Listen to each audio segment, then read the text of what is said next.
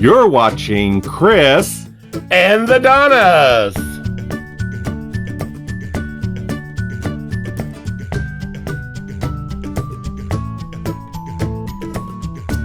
On our Christmas Eve sea day, we decided to explore Norwegian Escape's public areas. We started at the front of the lowest public area on Deck 5. Norwegian debuted the Guppies Nursery on this ship for parents with babies and toddlers 2 years old and younger.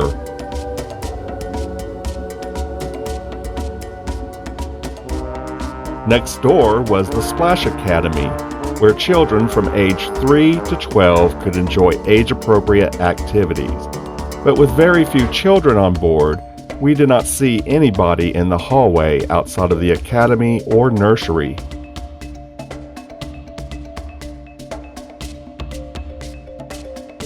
We continued down the hall and saw that Taste had a private dining room on this deck. Maybe Deck 5 was a good expressway to avoid crowds. Deck 6 proved to be quite the contrast to Deck 5.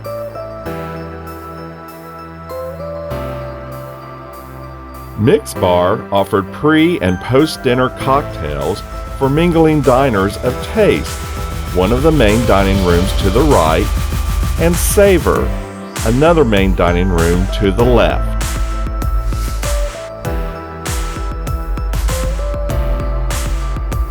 Moving forward, we browsed some of the paintings in the Collection Art Gallery. Diners enjoyed skilled chefs grilling Japanese cuisine at teppanyaki. Our funny bones got tickled at Headliners Comedy Club.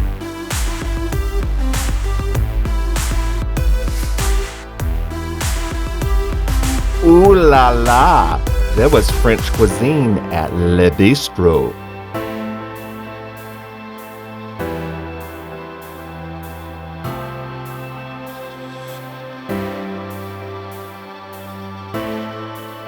This staircase blew our minds as it ascended to the decks above. We passed through another art gallery section as we continued forward. The Atrium Bar was in a prime location, as was the Atrium Cafe, with both serving the guest lounging in the atrium. Perspective Studio encouraged guests to strike a pose. The ship had a couple of available meeting rooms.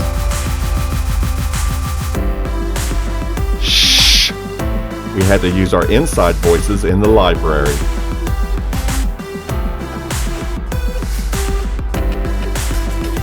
Reservations, guest services, and onboard credits were handled on this side of the atrium, while shore excursions and cruise consulting were handled on this side. Guests went online at the Internet Cafe. We could identify the ship's officers by viewing this gallery. The Supper Club provided a more intimate entertainment venue. Deck 6 offered many dining, entertainment, and service options from one end to the other. We felt a more relaxed vibe on Deck 7. At the front was the Escape Theater, which is the largest entertainment venue on the ship.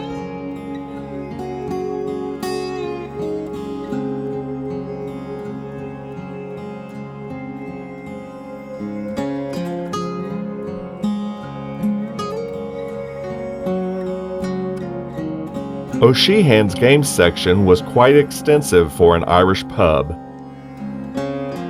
Guests enjoyed a scaled-down bowling experience.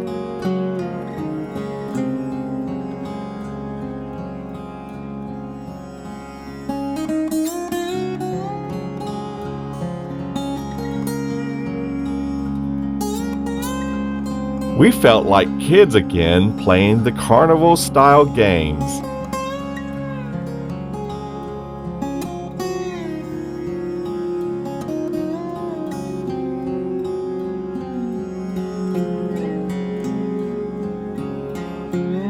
The video games entertained patrons along with a traditional game of pool. We could view the atrium lounge below from the pub.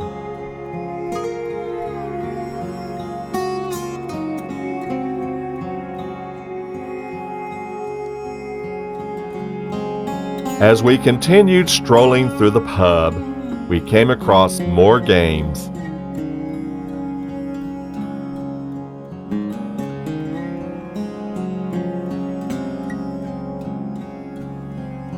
There was another pool table, plus a couple of electronic dart games.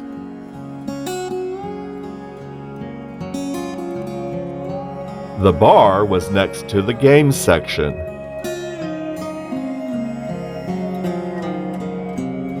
O'Sheehan's Grill was open 24 hours and is one of the complimentary dining options on board.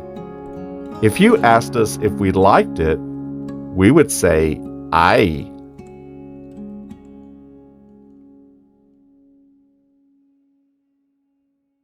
We encountered one final game as we left O'Sheehan's.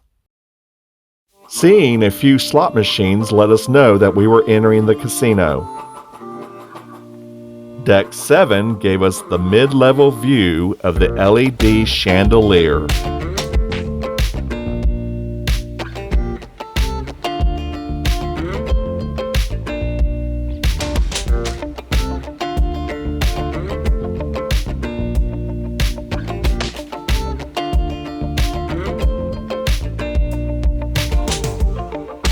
The casino wrapped completely around the chandelier and staircase.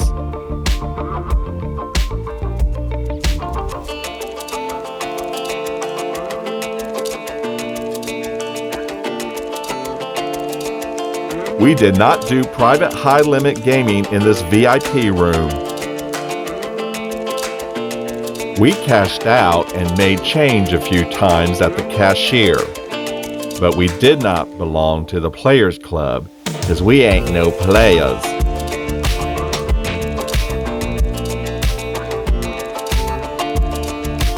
We played slots more often than table games, but had a great time overall.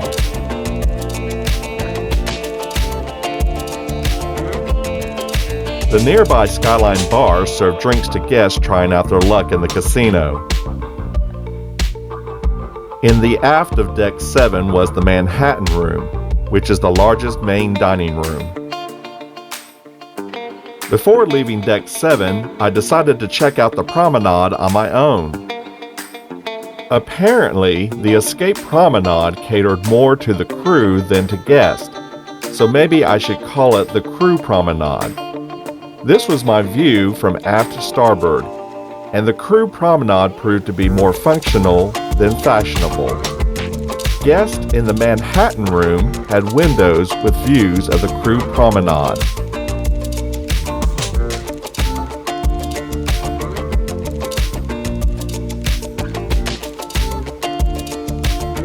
This was the only door that allowed access to the Crew Promenade at the time.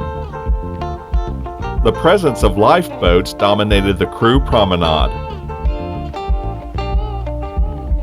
These forward-starboard doors were temporarily blocked due to the wind gust. At forward-starboard, the Crew Promenade was marked for shuffleboard outside of O'Sheehan's game section, but it did not look like a good day for playing.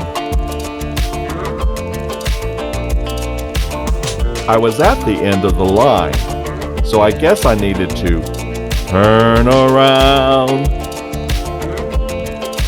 Here was the long tunnel view looking back toward the aft. I tried to access aft port, but it was blocked. When I went to forward port, both doors were blocked there as well.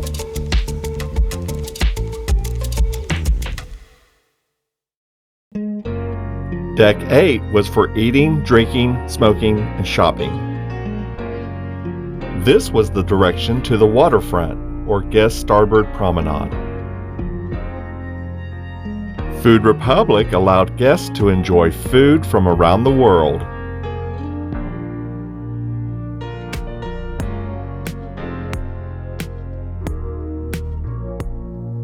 All of Deck 8's staterooms were at the front of the ship. This was the direction to the Waterfront, or guest port promenade. The district brew house allowed adults to have a brewery experience at sea.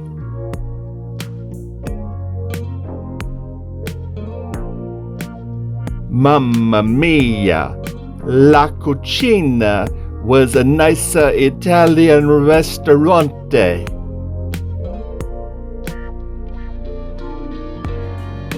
Karaoke's home was found at the poorhouse.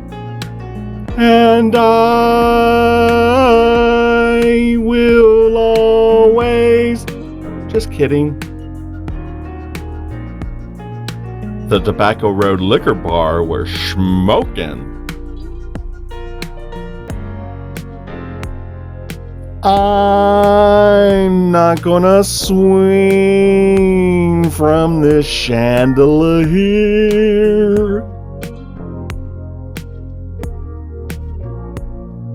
Guests explored wines at the Cellar's Wine Bar.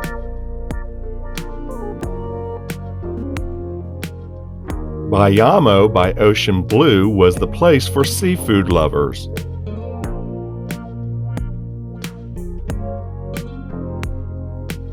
Pincho Tapas Bar offered exposure to Spanish tapas.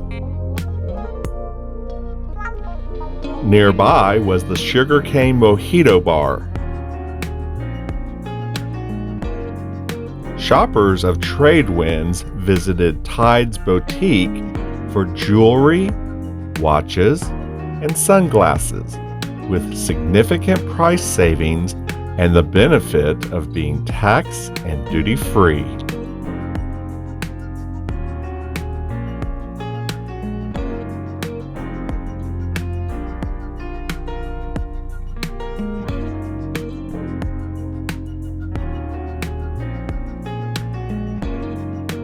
Various gems could be found at the Jewel Box and beauty products at the Beauty Shop. Sandbar offered clothing, souvenirs, liquor, tobacco, and toiletries next to the photo gallery.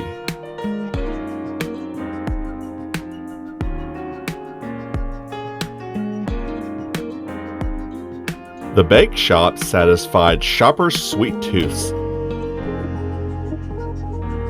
Meat lovers could choose between Moderno or Cagney's to satisfy their inner carnivore cravings. Prime Meridian Bar was located between Moderno and Cagney's and above the Manhattan Room one level below.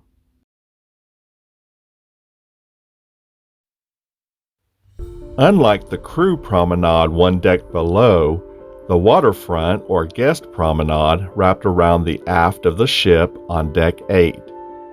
The Waterfront was horseshoe-shaped as it was on the three sides of port, aft, and starboard, but it did not have an exterior walkway across the forward of the ship. Moderno offered seating on the Waterfront. Guests got their gelato fix at Dolce Gelato and peeked through the tower viewers.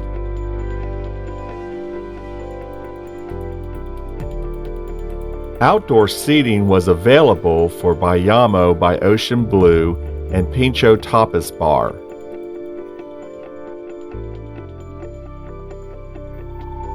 The humidor provided space for smokers to enjoy their tobacco.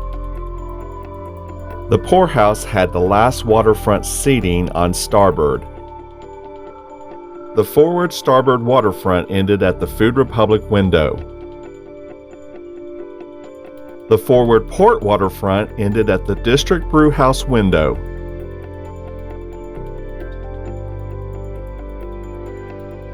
La Cucina allowed diners to enjoy Italian cuisine with an outdoor view of the sea, while the Cellar's wine bar allowed guests to drink their wine in the fresh air.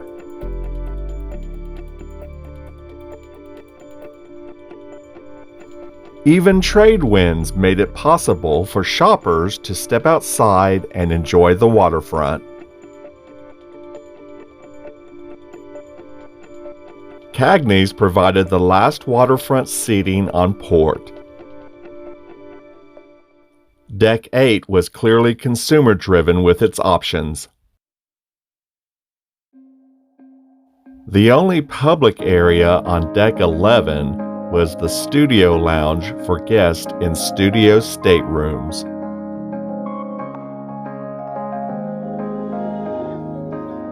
Deck 13 was the place to go for guests who needed the services of the medical center.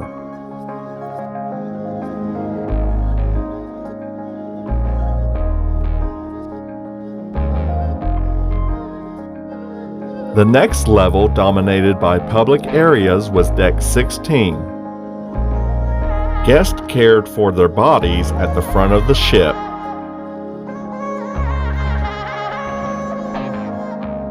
The Pulse Fitness Center provided space for cardio workouts and strength training.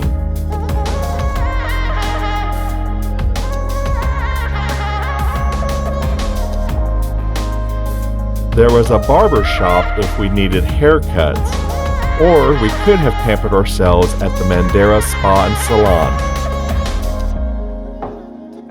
Salon. Ping pong fans could play on this table.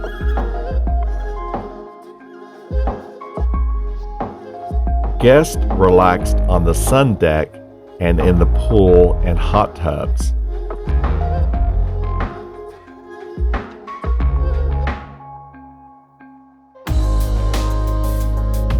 The marketplace sold pool and beach accessories.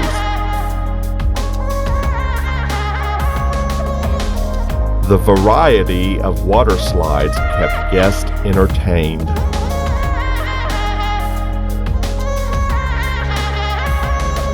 There was a separate aqua park for children.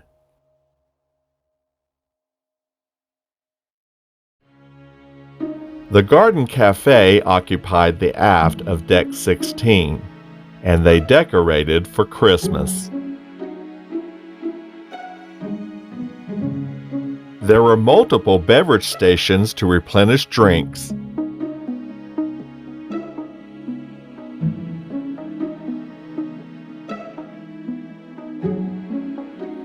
Guests had a variety of hot entree options as well as meze items.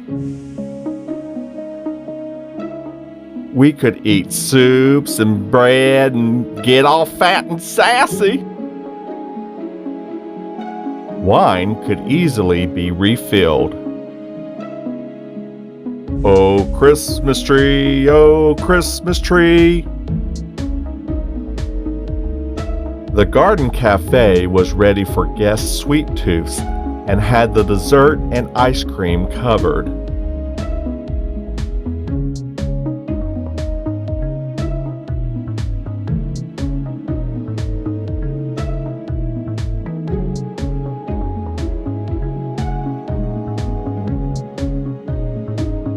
There was no shortage of Asian cuisine.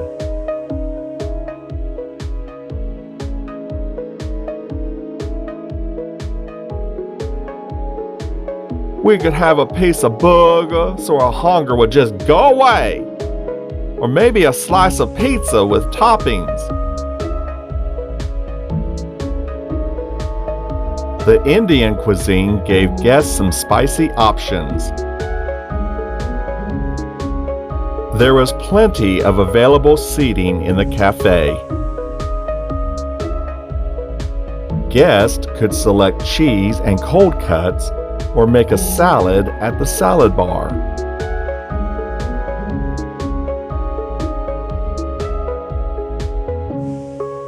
There were also some fruit options. Oh, Tannenbaum, oh, Tannenbaum. Deck 16 appealed to many guests. Our tour continued to Deck 17. Spice H2O provided a space for adults to relax and get away from teenagers and children.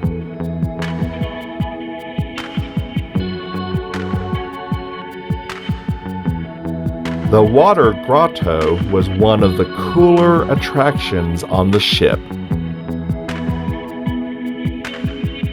Adults could enjoy a drink from the Spice H2O bar.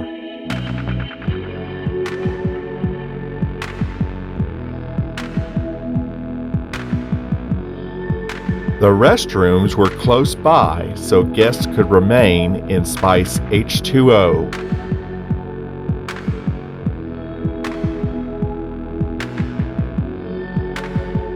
Entourage was the place to lock up, drop off teenagers so they could have their own space.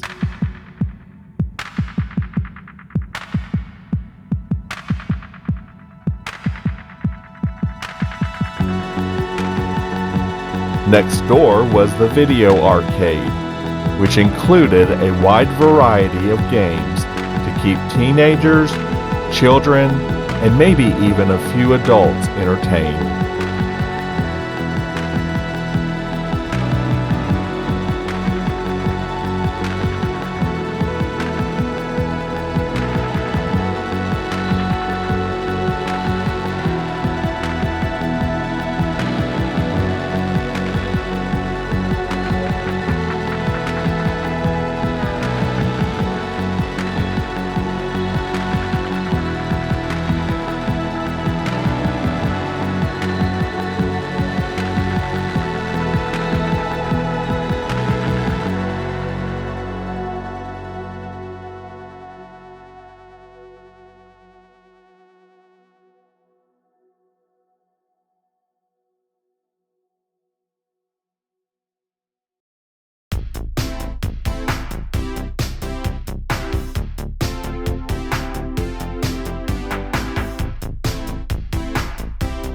The American Diner was nearby, so guests would not have to go too far to find something to eat.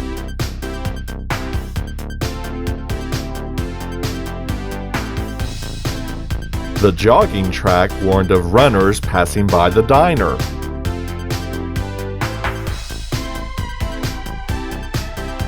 There was a nice mural across from the diner.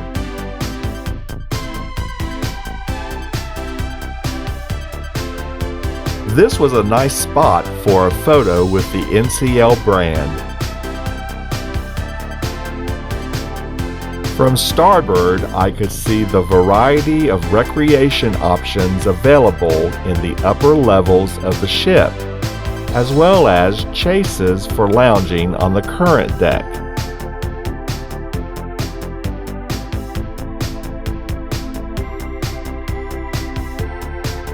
This view of the water slides gave a better idea of their height.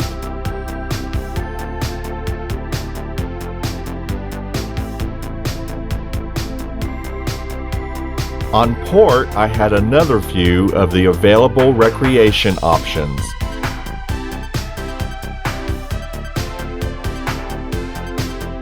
The ropes course, zip line, mini golf, and sports complex were closed for maintenance during our cruise. Guests could do 5 laps to cover 1 kilometer or 8 laps to cover 1 mile on the jogging track. The jogging track included an overlook of the pool. The haven occupied most of the front of the ship. As we moved up from Deck 17, we started to see fewer public areas. Only some of the forward elevators accessed Deck 18. The Haven restaurant was located on Deck 18 for Haven guests only. There was a small public sun deck on port.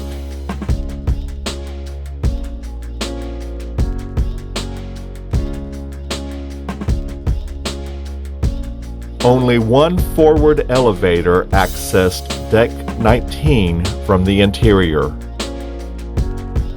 On starboard is one of the Vibe Beach Club entrances for their guests.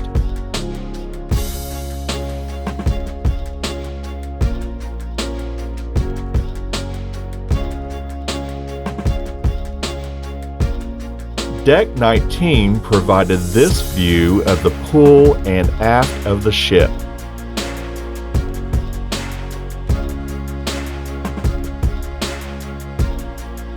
This was the port view from Deck 19. The port sun deck was a public area.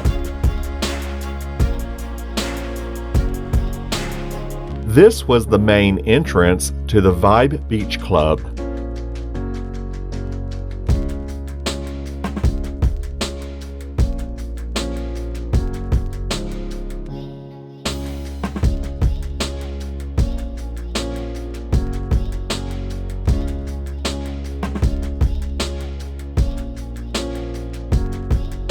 There was plenty of room for guests to view the bow of the Escape from the front sun deck.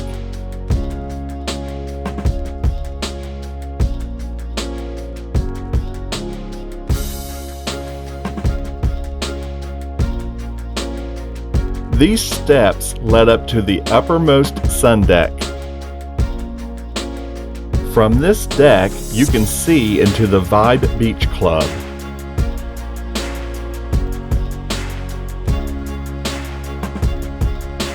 I had the sun deck to myself as evening approached.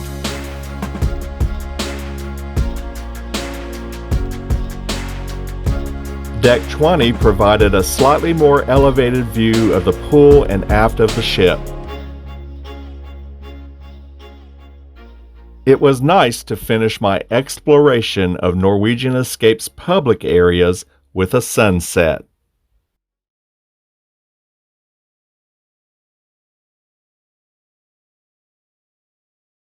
Don't forget to like this video by giving it a thumbs up. Leave a comment below to let us know what you think. If you're not a subscriber, click the red subscribe button below. And keep up with our latest videos by clicking the notification bell.